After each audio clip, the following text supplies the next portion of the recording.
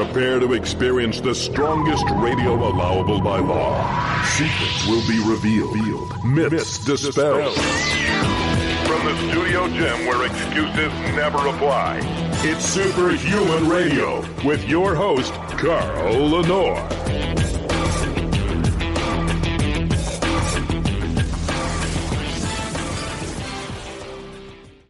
It would help if I opened my microphone, right? Welcome back to another episode of Superhuman Radio. This is an important show. I've been touting this show all week long for a reason. And it's not just about fibromyalgia. I'm going to make some claims on this show today that are going to create some question even about diabetic neuropathy. Because I don't believe diabetic neuropathy is a result of rising blood sugar levels. I think diabetics have gut issues, and the neuropathy that they feel is a type of hyperalgesia, and it's in the same spectrum as fibromyalgia. And I have reason to believe this very, very strongly. And I wanted to do a show about fibromyalgia because more and more people I talk to are suffering from it. And I met someone on Ken O'Neill's show recently that I had the luxury of producing. And that's Angela Atkins. How you doing, Angela? Oh, well, hold on, Angela. I'm behind my game here today. How you doing, Angela? Hi, Carl. Thanks. I'm doing great. Great to talk to you again. Yeah, so while you were on Ken's show, while we didn't really focus on fibro, you mentioned some things about fibro, and I was like, oh, my God, she's like actually in the same wheelhouse I am about this. So before we start talking about the fact that it is possible to live without fibromyalgia, and it's not a flip of a switch, it's not a pill, it's not something because it took years. By the time fibro symptoms show up, you have wrecked your body for years, and so it takes years to get back. But let's talk about your story first and how your journey started. So you were actually in computer IT, right, originally? Yes, I was working for a very prestigious organization in their IT department when I discovered that my health was just declining to the point that it was everything I could do just to go to work every day.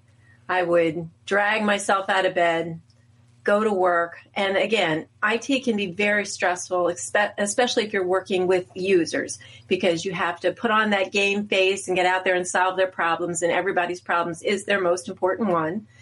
And so every day it was taking all of my strength, all of my energy. And I'd come home and I'd literally crash every single day on the couch.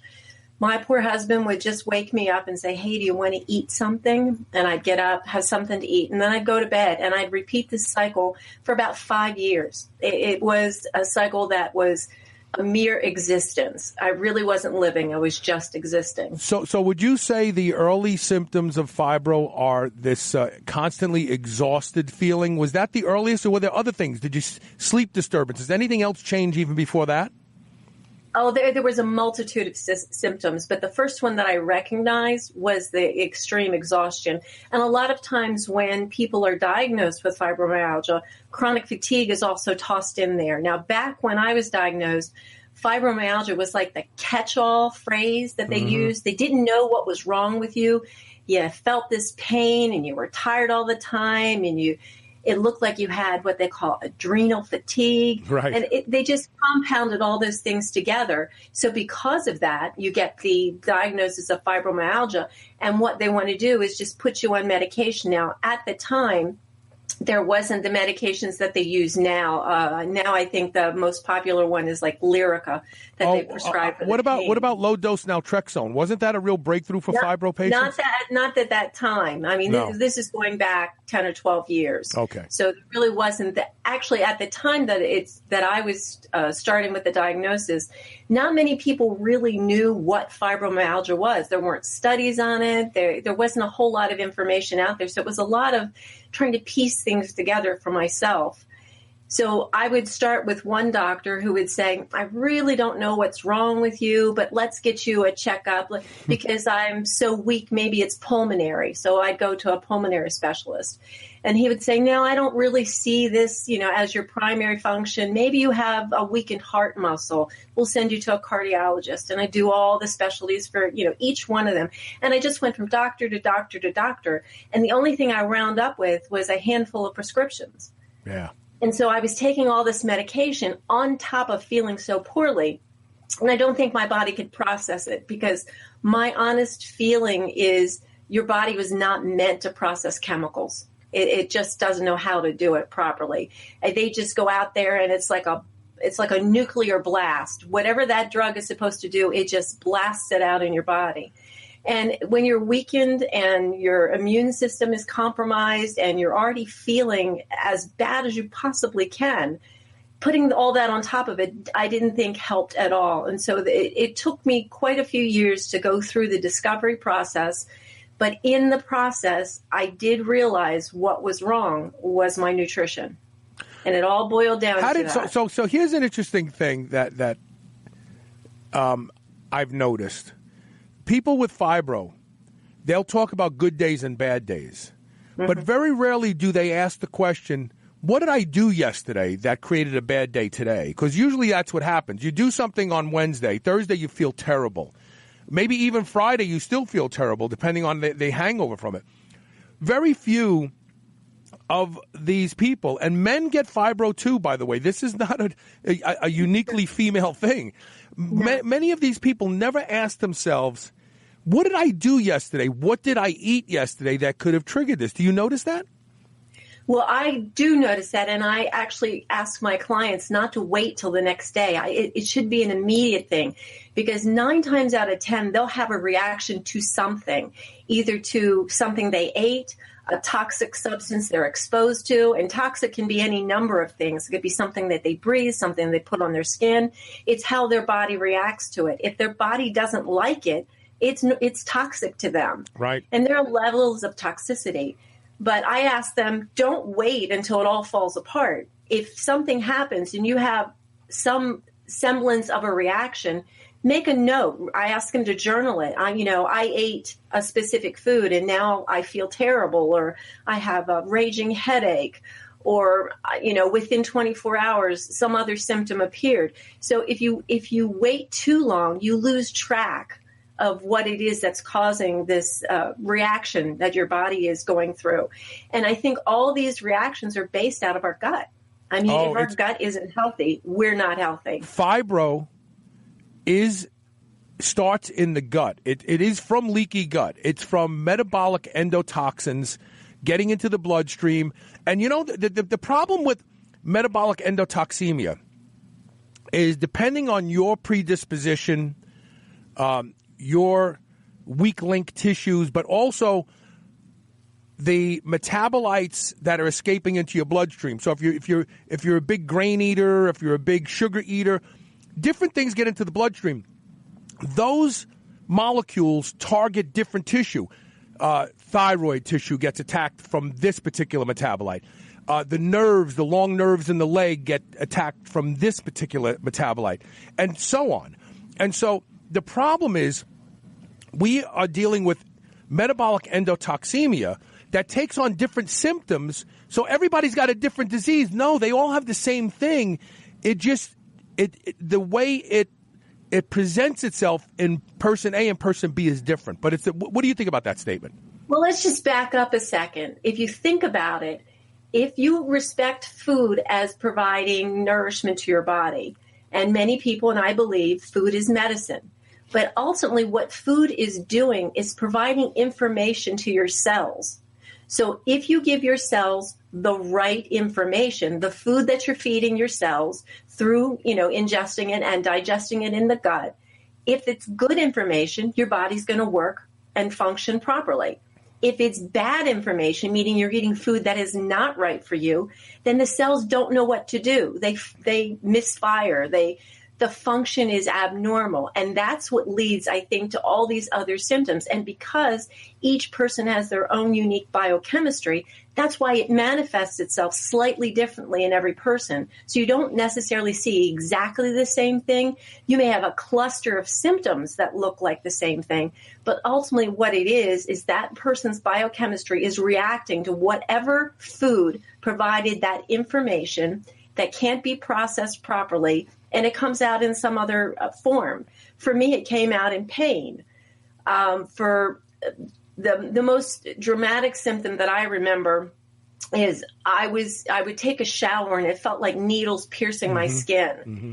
And I never heard that before from any, but then later as I did more studies, it's like, oh, that's not unusual, but it's not typical.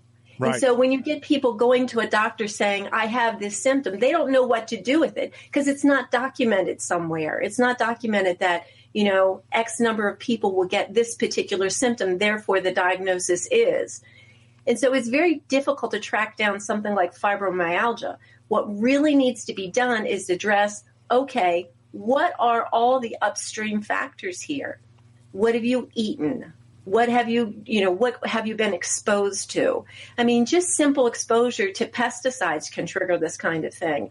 So I think we need to look at all those factors combined rather than saying, oh, well, you have some abnormal pain symptoms, so here's a pill. We'll fix the symptom. That doesn't really fix the root cause. And what I'm about is looking as an integrative health coach. I'm looking at combining where people are, which is usually the conventional model, and getting them more to a functional model where they're looking for the root cause. And that only can be done when you really start addressing where all of it begins. And it begins in the gut. So I want to illustrate the accuracy of something that you just said, and that is that if you're not eating the things that are right for you, because a lot of people think that that's a lot of hubbub. You know what I mean? Oh, come on. And especially when you have idiots like Larry, the cable guy, telling people, when the food you love doesn't love you, take Nexium. No, when the food you love doesn't love you, don't eat it. It doesn't love you. It wants to hurt you. Exactly. But I want to illustrate the accuracy of your statement. Just this morning, I'm talking to a friend who's getting ready to go to Vietnam on vacation. And she was telling me that they told her, don't even brush your teeth with the water. Don't eat anything that isn't completely well cooked. And we're going on. And so I said to her, why don't Vietnamese people get sick from eating that food? And why? Because they have become acclimated. Their microbiome has become acclimated to that. So here's an example. Now, we can all appreciate that. We all know when we go to Mexico, don't drink the water. So why wouldn't you believe that some foods are good for you and some foods aren't? It is proven that we all have different needs. I mean, scientifically, we know that. But most people have been sold the bill of goods that this food is healthy and this food isn't healthy. Right. And so they try to eat in those parameters, and it doesn't work for everyone. It just doesn't. What I try to impress upon people is that we have our own, what I call a New-Trition Prescription. You should treat food like medicine. It's your own prescription. And because of that, you need to discover what uniquely works for you. And rather than listening to all that, media hype and commercials and everything, you have to discover what is healthy for you. And in order to do that, you really need to go through a very prescriptive way of eating. And that's basically what I work with my clients. I'm also coming out with a self-paced course where people can learn to do that themselves. And that way, you don't have to pay a doctor to kind of figure out, well, what do all these symptoms mean? Well, you'll know. Because we'll go, you can go through it yourself and say, oh, when I eat this food, I get this reaction. When I eat this food, I get a better reaction. Put all that together and you come up with your own unique nutritional plan. And that's really what people need to do. Diets don't work. Diets really are not for, they say diets are made for the average person. Do you know an average person? No, I don't. I don't. No. We're all unique. Right. And that's the whole point. That's the whole point. Why do people who suffer from, and maybe I'm wrong. This is my assumption, so you can correct me.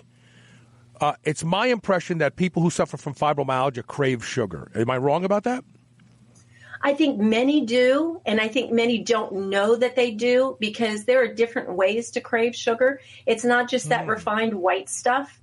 I went through this with my husband. He didn't have fibromyalgia, but he craved a lot of salty foods. But then when we broke it down, they were still all refined carbohydrates, the crackers, the chips. Well, all those refined carbohydrates break down quickly in the bloodstream into sugar. So you're getting the exact same metabolic effect. You're getting an uptick in glucose. Therefore, your brain gets that reward signal. You know, the sugar triggers the dopamine centers in the brain, which we now have studies that prove it's just as addictive as if you were taking heroin or cocaine. So we're getting this constant reward signal. So we want to repeat that. And it's very unconscious. While I agree that sugar has an addictive quality, the only people who think it's as addictive as heroin and cocaine are people who haven't done heroin and cocaine. I say that with all deference to your experience, but I have done both, and I can tell you that sugar is easier to kick. No, if you look at a brain scan. No, I get it. The reward centers light up. Yes. The same areas. Yes. Yeah. No, I get it. But whenever I hear that, I chuckle a little bit because anybody who's ever done cocaine knows. I mean, I don't think you can compare them, apples to apples. Right. They're really different substances, and they do different things to your body. Right. But the fact that it's hitting the same receptors in the brain means that it is has addictive properties. And what is happening is sugar is a free drug to us, basically. I mean, it's available everywhere. Yes. And we don't have to go and purchase it illegally. We just get it every single day in all the foods we eat. Right. So we just keep repeating that process. Right. So the leaky gut, which I remember about 5 or 6 years ago, I had a doctor on the show, and I said leaky gut, and he said leaky gut is a myth. And I wasn't intelligent enough about the topic back then to come back. If you have GERD, you have a leaky gut, just for the record. That's an example of leaky gut. It's leaking through a valve up into the esophagus. The esophagus isn't designed to absorb food, so it gets into the bloodstream.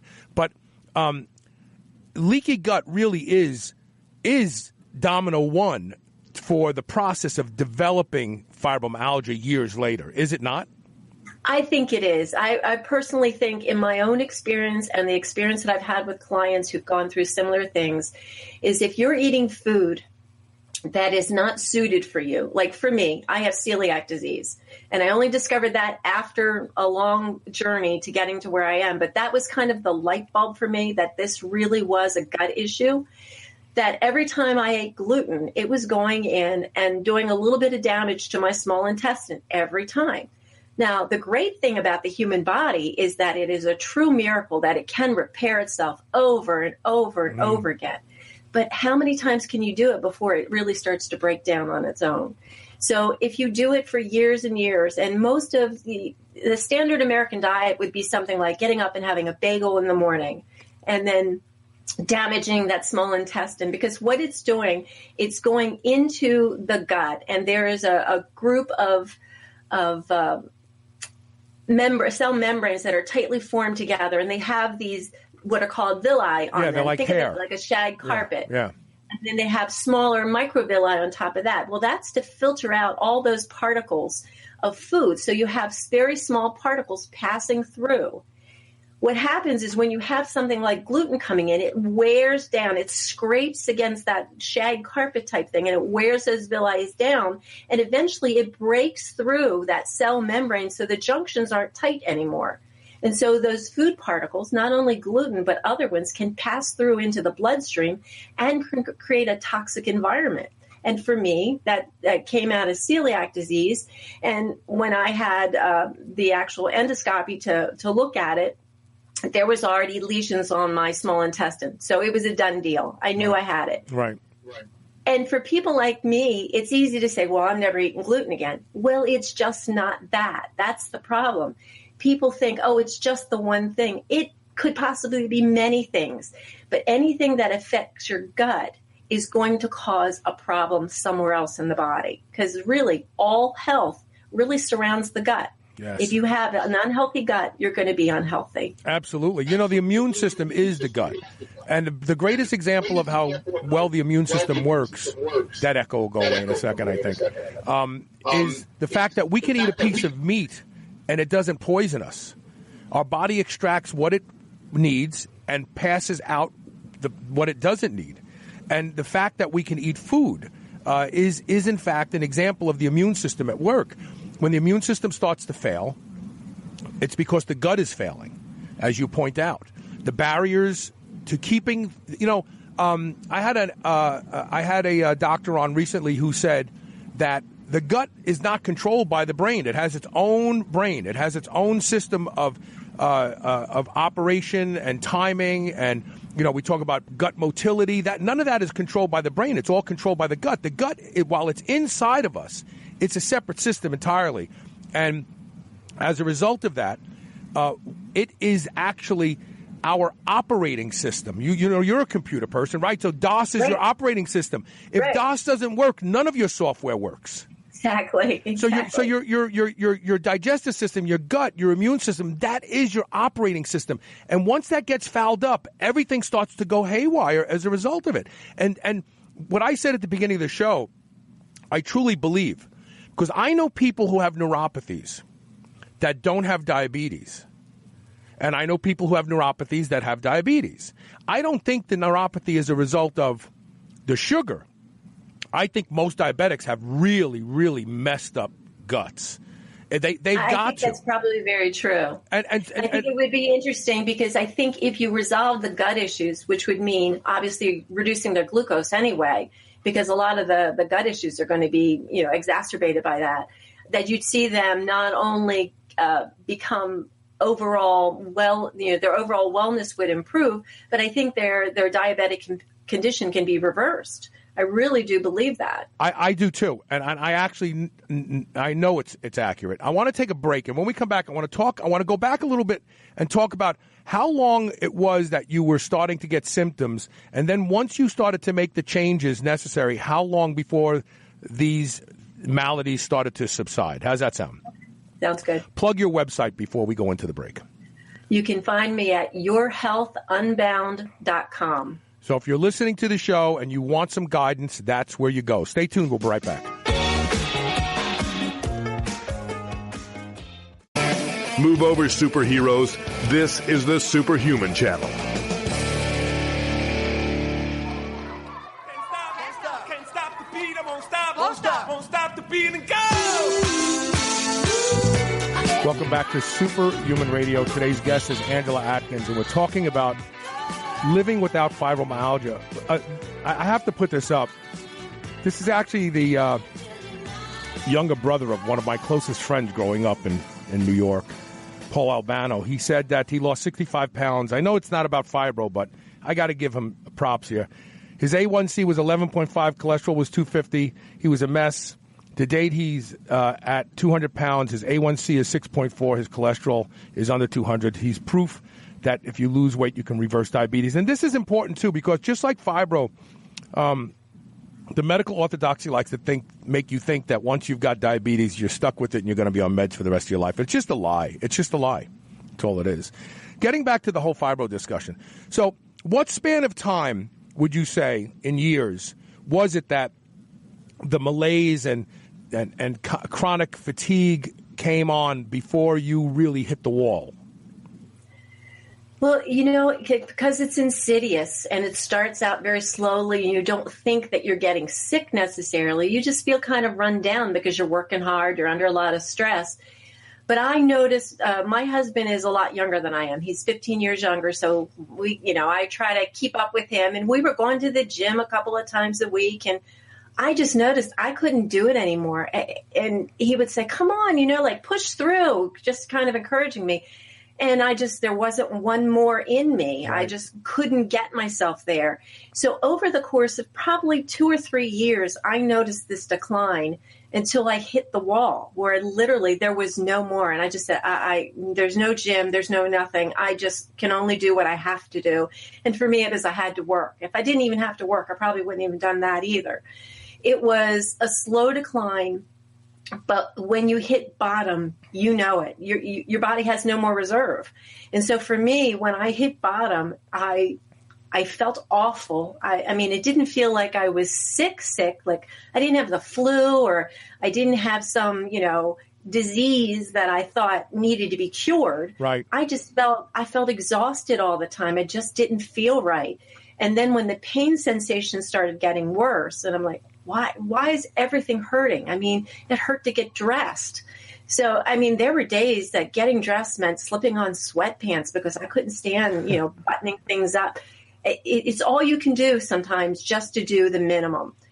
So it was over a progression of probably 2 or 3 years that I finally got to the point that I'm done. Something is wrong with my body. Okay, hold there. It's 2 or 3 years. How long were you involved with doctors trying to find a solution in years? Oh, longer than that.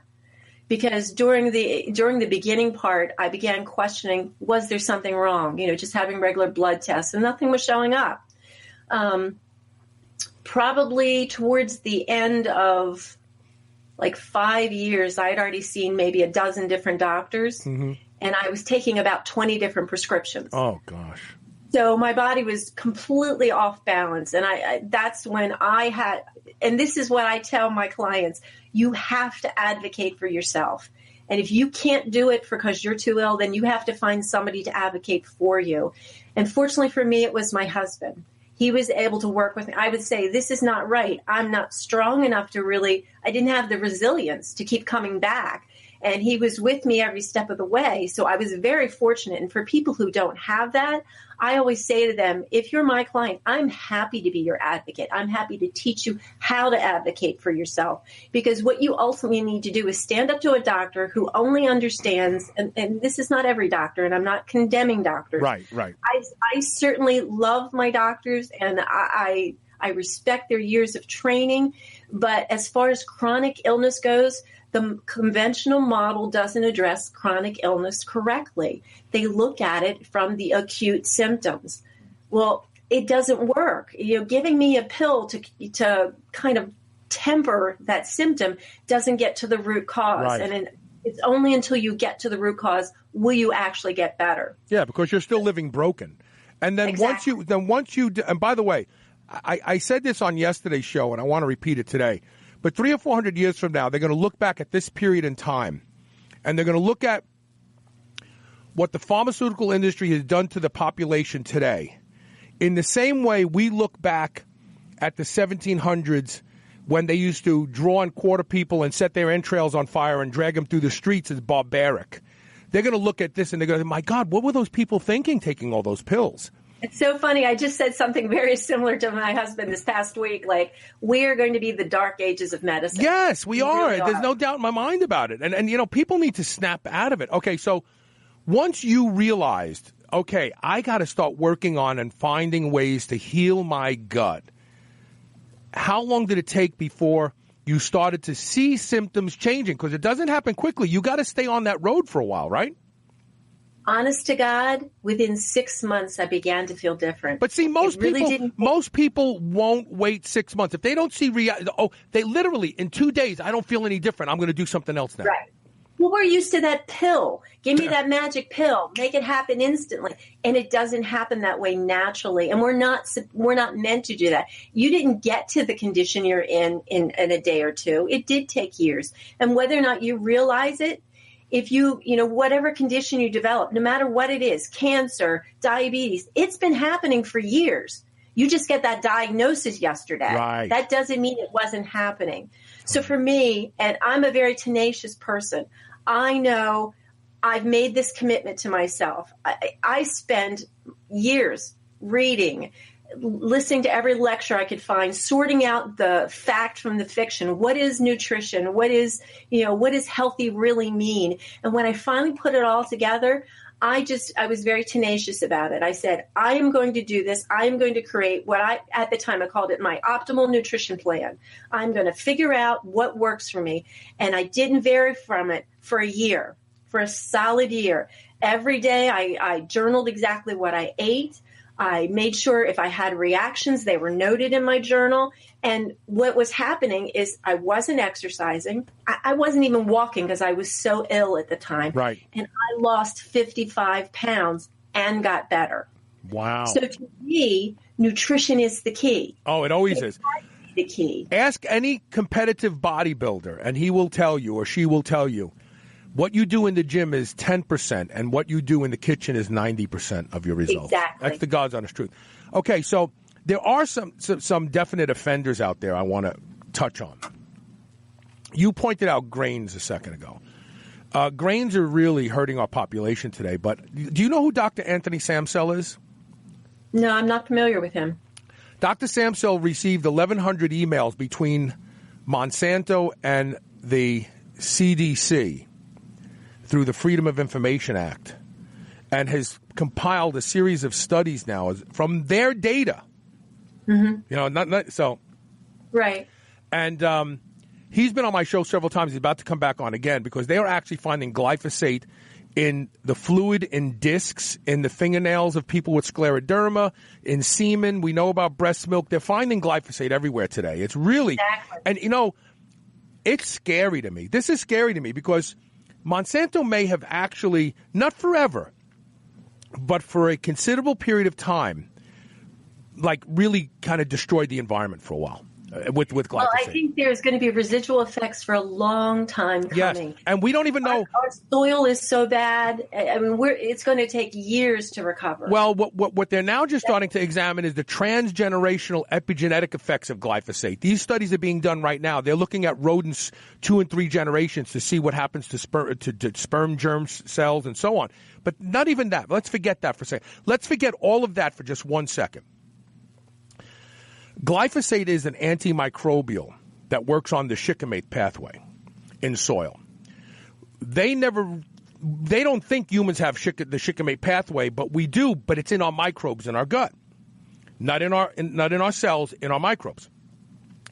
So the very part of us that is most of us. Yes, because I said to Dr. Daniel Lieberman, the author of The Story of the Human Body.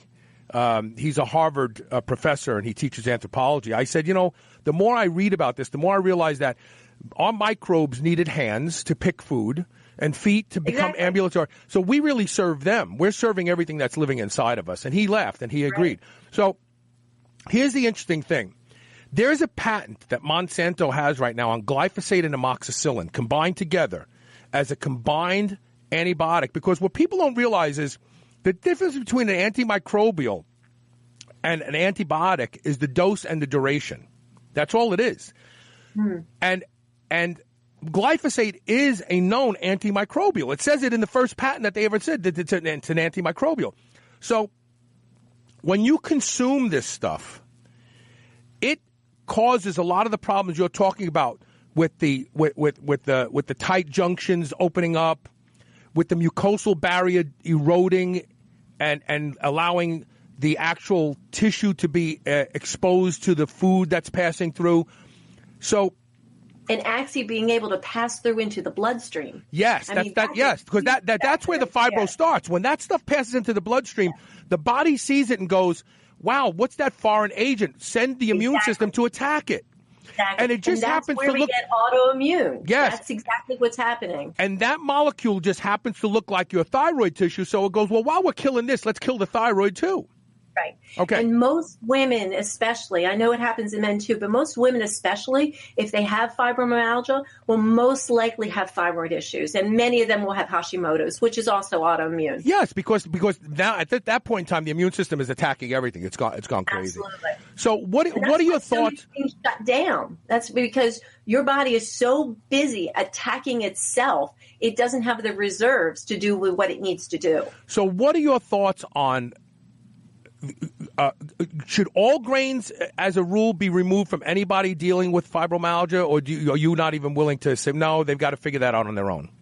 Here's my personal philosophy. Because there's glyphosate on all grains today. It's on all grains. Well, I'm totally grain-free personally. I don't eat any grains. I don't care if they say they're organic or not. I have celiac disease. Not only does gluten bother me, but I also have a wheat allergy. So on top of that, anything that's grain-related is going to cause some sort of problem, partly by the molecular mimicry, meaning my body thinks it's one of those offenders. Is it wheat or is it gluten? So it's going to attack that anyway. So I just eliminated it completely. So when I have a client that has something like a condition like fibromyalgia, I will say, we're going to remove all of the known allergens. I take out grains. I take out dairy. I take out soy, processed foods, artificial sweeteners, sugar. All of them come out. And when I say grains, I include corn. because people don't think of corn as a grain, but it is. Yeah. And once they're off of all that, and most people like, oh, what am I going to eat? And there's plenty of food to eat, and we come up with something that works for them. But I would say within a week, most of them are saying, hey, you know what? I feel better today. They may not be 100%, but there's a noticeable difference because they're taking those offending items out of their gut. I mean, it's almost simple that people don't realize it. If you put it in your mouth, it affects your entire body. Yes. It doesn't matter. So if you put it on your skin and it's transdermal, it means it's going to go through your skin. Right. It's going to affect your entire body. So give that list again before we go into the break, right? All grains and even corn, soy. All grains dairy. Including corn. Dairy. Now I'm specifically cow dairy because that's the most common one that's an allergen for most people. You know why that is, but you know why that is, right? Because they feed cows corn and grain. See, what people don't realize is the animals you eat, you get what they eat too. Like they tested eggs and they found gluten in eggs. Well, how did it get there? Because they're feeding the chickens grain. Well, here's the thing that I want to tell people to remember. When you get that wonderful advertisement that says, oh, our whatever product is hormone free, and they're all vegetarian, they're fed vegetarian, they mean corn. Yes. They don't mean what you and I mean as vegetarian. Right. So you're still getting either the glyphosate or the allergen portion of that, whatever it is in corn that's going to affect you. So I always say, don't do it. If it's got any kind of hint that it could have something that has an allergen, for the short period that we go through to see what works with their body, just take it out. So that's grains, including corn, soy, all dairy that's from a cow, all processed products. I mean, anything that's got any kind of ingredient in it that's not a natural product. And if it's got more than 5 ingredients, I always tell my clients, don't buy them at all. It's just not worth it. Right. Something whole is what you want. Right. Any kind of sugar or artificial sweeteners, they all have to come out. Right. Now, for people who have very serious autoimmune conditions, like I consider fibromyalgia, I also take them off of peanuts, pistachios, because they can be very moldy and people don't realize that. And it's going to depend on where they're processed. And the average person's not going to do all that research. What about mushrooms? Everybody's looking at mushrooms now and going, wait, maybe we need to rethink these. They're a fungus. Again, that depends. It's not one of the ones I normally take off, but I'll go a little further here. So after they're off of the peanuts and the pistachios, I also take them off of legumes. Now, if somebody has a nut allergy, of course, they're gone also. But then we go a little bit deeper. If they're still not getting well, meaning they've gotten all the allergens out, but they're still having symptoms, then we take them off of nightshades. And that includes things like tomatoes and peppers and eggplants. Eggplants, yeah. All these things can have some sort of contributing factor to keep that autoimmunity going because of the potential allergen properties. What's the old saying about poison? It's in the dose, right?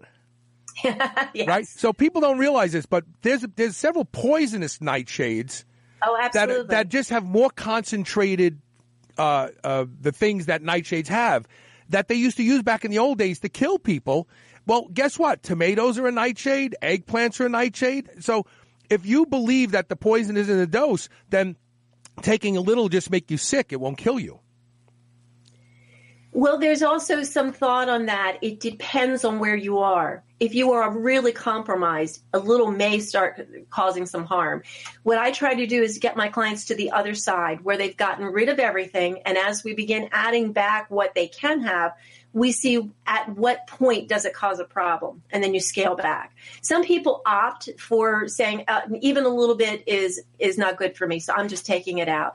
I had one client who made her own bread, and she bought the best flour and all the ingredients, and then she discovered going through my program that it was indeed that bread that was causing her symptoms. Wow. So when she got rid of it, she didn't have symptoms anymore, and I said, okay, could be the grain, could be all the other things, because yeast can cause a problem for certain people.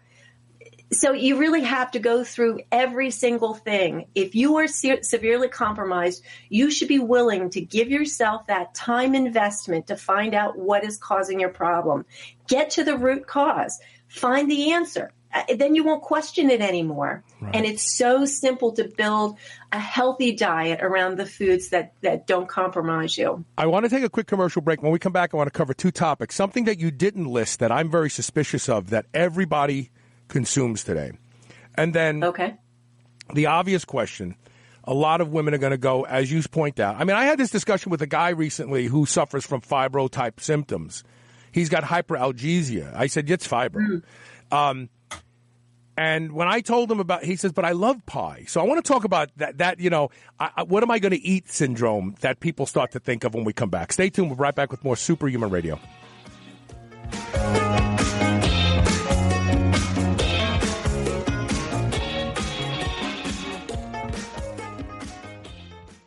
You're listening to the Superhuman Channel. Don't hate us because we feel good.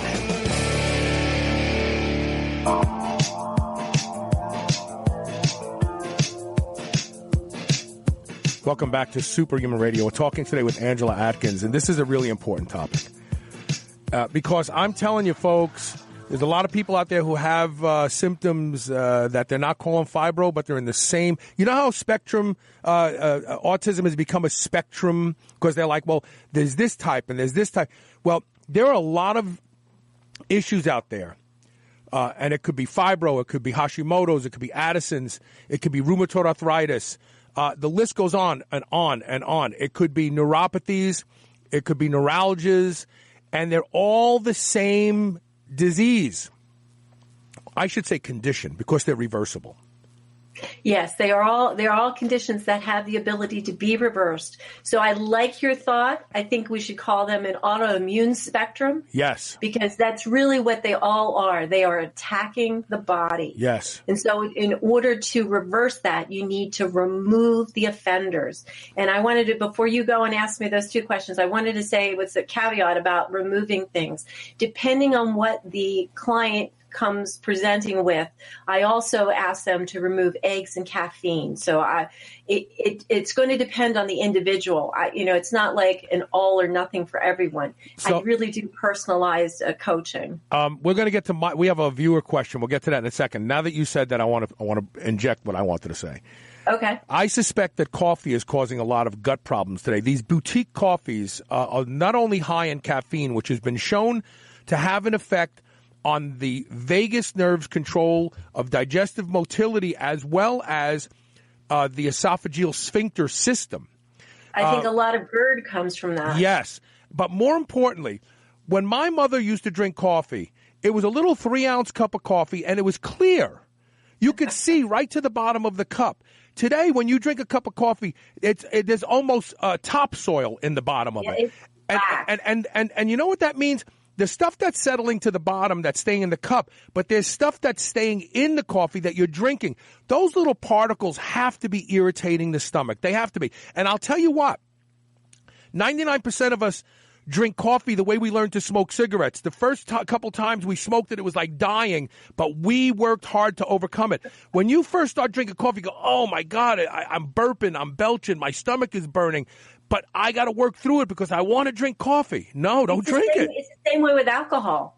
Yes. I mean, when you're young and try alcohol, you're like, oh, this is horrible. But it's that socially acceptable thing. The same way drinking coffee every morning. I think I need it. And then you get in that habit.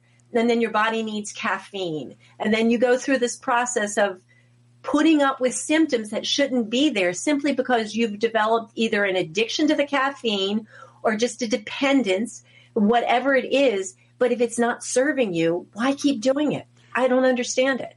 I have abused, my audience knows this. I've been on the air 12 years. I have abused caffeine on and off for over a decade now. And when I say abuse, there are days where I use up to 1,500 milligrams of caffeine supplements on top of drinking coffee. Okay? So I now am 2 weeks off of all caffeine and coffee. This morning I went to the gym and I texted the love of my life, Elisa, and I said, I feel so good. Clean living is the best. you know, it takes a little while to come off it. You talk about sugar being a drug. Caffeine is a drug, folks. It's a psychoactive drug. Absolutely. And the nation has, because I was talking to a guy this morning about sleep. And real fast, I said, you know, the deep dive in sleep is down here. This is where you should be during the day. So it's easy to get there. But most of us are up here between social media and caffeine and lifestyle and everything. So when we do the deep dive, we only get to here. We never get down into that sleep. Well, I believe strongly that coffee, these boutique coffees, are causing a lot of problems with people's guts today. You have any opinion on that? I do. A lot of my clients who come that are coffee drinkers, we spend more time dealing with getting off coffee than we do almost anything else. I actually think it's harder than sugar. I agree. It's become a crutch. They have to have it's like smoking used to be. Had to have the cigarette in your hand. It was that whole tactile. Have to have that coffee cup in your hand. And it's that the behavioral process that goes around it. And you just need to start piecing this thing apart, getting it down to its, micro levels and realizing for what it is, and then learning to let go. And then once people do, it really becomes, oh, you know what? I didn't feel gassy, or I didn't feel bloated or anything. Yeah. And I'm like, okay, now that you know what that feels like, are you willing to go back to that? And usually because they've gotten to that point after a long struggle, because it's not easy for people to change their minds. Then that's the biggest thing. Getting your mind wrapped around these changes is the hardest part. Doing it is actually easy. Physically doing it is easy. Getting your mind wrapped around it is difficult. So once they've gone through that process, they're less likely to go back. And that's what I find that's success to me. One of the components of addiction, of drug addiction, is the euphoria that you feel when you start to think about copping. When you think about, I was a product of the 60s and 70s, so it was popular to use drugs back then. And I also studied I had some psychology courses in college, and one of the things we talked about was addiction. And what I learned about it was that the junkie gets excited just thinking about going out and scoring. The excitement is euphoric. It's almost as good as the actual obtaining the drug. Well, Starbucks and Seattle's Best, all these companies have done a fantastic job in creating that phenomenon. You walk into that place, you're seen by people, you can't wait to walk in and blah, blah, blah. And they've actually played upon the fact that getting the drug is as exciting as using the drug. They've capitalized on that, in my opinion. Exactly. And for many people, that whole act, the same way as we eat, we start to salivate. We see food, we start to salivate. That begins that whole process. It begins to, like, our mind clicks on to, oh, we're going to have this great food, and you know what it tastes like. And so you start to experience that. The problem with things that are drugs, like a psychoactive drug like caffeine, is that sometimes you get to the point where the amount that you take is not enough. So then you have to increase it to get that effect. And so not just seeing it, but now you have to act on it. And then when you act on it, you have to continue the act on it because you're not getting the reward.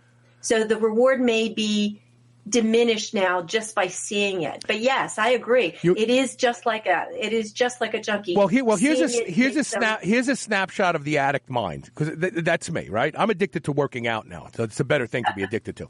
But so this morning I woke up, and it was the first morning in 2 weeks where I woke up and I actually felt really good. And awesome. I had no coffee, no tea, no caffeine supplements. And I was thinking to myself, man, I feel so good. I can't wait to get to the gym and train. I opened my supplement drawer, and there was a bottle of 5 Hour Energy sitting there. And I thought, I'd probably feel better if I took half of that. That's the addict's brain. If I feel good this way, then I'm going to feel even better with more. And then when I take more, I'll feel even better with more. And that's the alcoholic and everybody else. They do the same thing. And as I said, it is the mindset that they get into. And we all have different mindsets. It's not just the addict. I mean, we all have our particular ways of eating. And it's the way we associate all those things that makes it either a pleasurable experience or not. Right. And we play those over and over in our head. So if we want it to be pleasurable, then we need to do the same action over and over and over again, whether that's having the coffee, eating the candy, having a cigarette, having a drink of alcohol, whatever it is, we need to keep repeating that behavior so we keep reinforcing that mental model and we keep getting that dopamine rush. We keep getting that high from it. Yes. Okay, so this next question actually segues nicely into the discussion I want to have now. So Michael Lepelt, who's a longtime listener of the show, says, any opinions on organic spelt and oats? But before you answer that question, this question is born in the valley of, I don't want to give up all this stuff. What am I going to eat if I have to give up? Because, granted, he likes organic spelt and oats, but the reality is if you say, look, no oats, that means no oats. It's all a question of what you're willing to commit to. For me, my commitment was all in. Some people can't do that. Just because something says it's organic doesn't mean it's good for you. I see all the times ingredients on the label, ingredient labels that says organic cane sugar. It's still cane sugar. Yeah. It's going to do exactly the same thing as non-organic sugar. Yeah. So it's a question of what you're willing to let your body have. If you have no reaction or your body's not being adversely affected by grains, I'm not saying you need to take them out. I'm saying for my clients who come to me already compromised, we take them out to find out if they are an issue. And if they are, then my goal is to have them understand that they make the commitment, not me. They make the commitment to how far they're willing to do it. I tell them what I do. My experience is if I go back to eating any kind of grain, I'm going to have some digestive distress. Am I willing to risk that? My answer is no. What's your answer? Right. So that's what it comes down to. Well, and there's another phenomenon that's taken place. We did a show a couple of years ago about what acellular carbohydrates do to the microbiome. So acellular carbohydrate is any flour. Once it's reduced and processed to that level, it acts differently in the stomach than if you would eat it. So you have like everybody's like, oh, but it's tapioca crust. The pizza's made with tapioca crust, and it's still a flour. It's still a acellular carbohydrate. It's not going to be good for you. It's going to cause you problems. It's not going to cause you celiac maybe response, but it's going to cause you some other problem. Acellular carbohydrates are not good to eat. Any flour is not good to eat. Well, this is what I always say. Just because it says it's organic or gluten-free or non-GMO or whatever it is, it doesn't make it healthy. Right. What makes it healthy is if it works for your body. So I don't care what you ask. It doesn't matter. If it doesn't work with your unique biochemistry, then you have to accept the risk of doing damage or causing some sort of adverse outcome. I personally, and in my practice, I advise my clients, let's not go there because we already know what it's done to your body. Most of the time, I won't say I get 100% compliance because people are different. Most of the time, people are compliant because they like the way they feel. Right. So if you're not willing to give up something, and here's for me, it's not giving up. I don't say, oh, you have to give all this up. I say, let's transition. So instead of eating bread for your meals, we're going to make lettuce wraps. Or instead of eating, a certain food, we're going to have an alternate for you that's going to satisfy you in the way you eat. It may not have the same taste, but it's going to satisfy you. So you need to change that mental model. What does a sandwich look for you? Is it 2 pieces of bread with a piece of meat inside? Well, we're going to change that mental model. We're going to put some sort of protein that your body can handle inside of a wrapping that you can eat like a sandwich. It's going to be crunchy because it's going to be a vegetable. For me, I might make my sandwiches out of sweet potatoes, but not everybody has to. What I'm saying is we can find an alternative. It's just, are you willing to accept it? Are you willing to make that commitment? And the commitment is to themselves, not to anybody else. Are you willing to commit to yourself? What is the recovering autoimmune spectrum person? I like that. I know. We created that on the show today. Yes, let's put that out there. Yeah. What does the recovering autoimmune spectrum individual do when they have to be sociable and go to a restaurant? Well, I always tell them they're paying for that meal. So the people there are working for them. So if you can't eat something, you tell them. You say, I have an allergy to whatever. Like when I go in, I tell them I have celiac disease. I can't have anything that has any product that has a grain in it. I'm very specific. I also know that I don't go to fast food restaurants. I don't go to casual restaurants. I go to upscale restaurants. Now, not everybody wants to or can afford to. My choice. I go there. I'm paying you for what you deem your product is worth. So you need to make for me what I can eat. If they can't do it, I can get up and leave. That's my choice. 9 times out of 10, and maybe 10 out of 10 so far, I've had pretty much, I'm trying to think, locally we have some really great restaurants, and I tell them that. The chef will come out and talk to me and say, tell me what you can eat. And then he customizes what I can eat. I've never been dissatisfied. But you have to be willing to do that. Well, you also have to be careful. A lot of times the wait staff doesn't know. So, for instance, here's something I learned recently. One of my favorite restaurants, their blue cheese dressing has some sort of wheat thickening agent, some roux in it or something. A lot of times, like when I travel on business and I go to a hotel and they have that uniformly same color sheet pan of scrambled eggs that I know that can't be scrambled eggs because there's no scrambled eggs that's all the same color like that. And I say to them, did this come out of a box, carton, or a bag? And of course they say yes. And I say, and then I've had some people in restaurants get mad at me. I say, can I see the ingredients? You know, and they have to go to the refrigerator case and they have to get this big box and bring it over to me. And sure enough, there's soy protein in them. You know, there's all these things that I don't want that. I don't want that. And I've gotten to the point where anytime I see those scrambled eggs, I don't even look at them. I just walk past them now. Well, the simple thing that I do, and I've had this experience when I was traveling, is that I just go to whomever's in charge. If there's somebody who's working, you know, that buffet setup or whatever, I say, I have serious food allergies. I don't want to get sick here in your hotel. Can I get a couple of real hard-boiled eggs? Yeah. And they go and they do it because they don't want you to get sick in their hotel. Yes. So you just ask them and you put the onus on yourself. I don't want this to happen. And I don't want this, you know, I want this to be a pleasant experience. Well, they want it to be a pleasant experience for you too. Right. Again, it's taking your own responsibility. If you're new to this whole concept of reversing your fibromyalgia, you really do need some stewardship. You need someone to help you, to guide you. You can save a lot of time, avoid the pitfalls, make them and not make the mistakes if you work with someone like Angela Atkins. And I would imagine people don't have to work with you forever. It's kind of like going for a class. You once you get it down, then you're on your own, and you do your own thing. Yeah, that's my goal. I work with people. I mean, it depends, again, on their severity of their health. Some work for 3 months, some work for 6 months, some come back, do longer.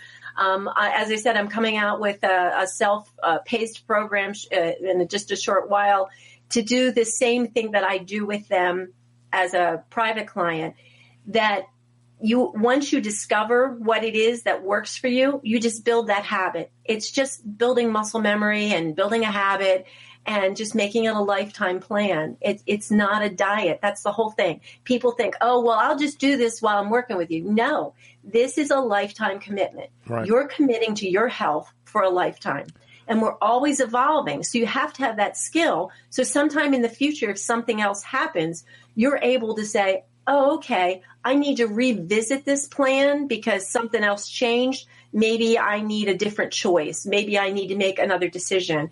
And so you have those skills when you've finished the coaching.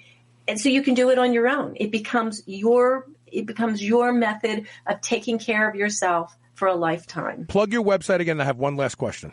Okay. It's yourhealthunbound.com. And I hope those of you out there who are suffering with some of these issues reach out and get help, because those drugs you're taking are not doing anything good for you. They may be masking the symptoms, kind of like the smoke alarm goes off. Do you run out of the house, or do you take the battery out and sit back down and watch television? Because the drugs you're taking, it's like taking the battery out and sitting back down and watching television and staying in the house while it's burning down. Your body's trying to tell you something. Don't ignore it. Where does exercise and activity fall in with the autoimmune spectrum patient? What I usually do is we don't look at exercise in the beginning. What we talk about is getting them functional. I mean, their bodies are already on fire, basically. So we try to reduce that fire. And once it starts going, it's receding. It may not be all the way out. I have a 3-phase where we get them moving. If they've been sedentary, we just start moving in whatever way is comfortable for them. Once they get moving, get comfortable with the idea that they don't sit all the time, that they do have to keep their body active, then we try to find an activity that they like. It may be something they did as a child. It may be something that they've always wanted to explore, whatever it is. Then we get them moving on that activity. And once they realize that their bodies are healthy enough to deal with that activity, then we just want them to play with it. We just want them to keep going, and then they start exploring other things. And eventually it works out being exercise, whether they're riding a bike every day or playing tennis, swimming, or whatever. They're back to being functional. Right, and having fun with it. Angela, thank you so much for being on the show today. Thank you so much, Carl. It was a pleasure being here. It was fun. And we created some new jargon for the medical industry and practitioners to use, right? Autoimmune Spectrum. I love it. Yeah, it's good stuff. All right, look, that's it for today. It's Friday. I'm off tomorrow. Everybody's off tomorrow. It's snowing bad here. I'm getting home before I get caught in the snow. We'll see you about it Monday. We got great shows for you next week. Be here.